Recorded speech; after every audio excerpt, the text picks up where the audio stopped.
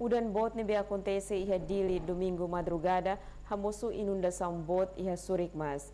Resulta uma comunidade barak Macnacono Hobe, inclui Madre Naineng, husi congregação Carmelitas, hetang soke husi eletricidade. O dambot nebe acontece quase horas rua Robalun, halo cidade dili na Cono Robe, no comunidade Nhauma inclui Sambarak maqueta estragos. Situação nemos afeta ba Madre Congregação Carmelita Surikmas.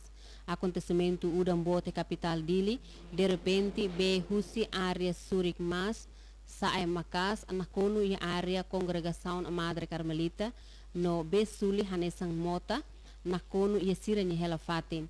Irmã sira tenta tu satang netik be horai henek, tambane banhira sira sama be hetang choque quedas ho energia eletricidade nebe habo konona fio eletricidade.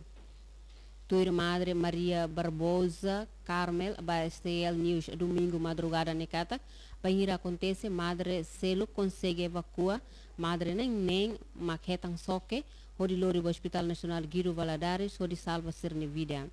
A foi em tratamento se médico sira, irmã Neng consegue lorricas para sira nia centro congregação carmelita e fatuhada. Inundação no bemoço e área Surikmas no fatin selo, hanesang balidi kakolidum fatumetang hudilara na bairro Pite, ay muting no fatin selo que a cidade dili, causa o sistema drainagem nebe cidade dia. Diretor Hamutuk José Alves da Costa sente triste o sistema de drainagem no governo halo não foi impacto da estrada e a área Hudilaran.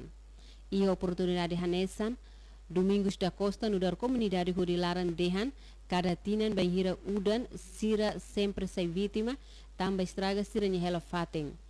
Nunemos César da Conceição Dias comunidade bairro Pite dehan udan bot la espera be sai makas de repente det é mahakilar dehan be sai halo comunidade toma que é bairro hader ida ida kalai halo sirani sasang iha umalaran. Lamentação hanesang hatous esperança Eva Maria no dar comunidade bairro Pite husu ba governo atu harea mota bot sira hanesan ya Comoro tamba bem hira udan bot foi impacto basira. João Henrique Deus comunidade afetado, o subgoverno onde educa povo só é fora e renifate, não é hadia drainagem iha atu banhira udam bot be belhalai livre iha ninifating. José Coa, Domingos Pedade, STL News.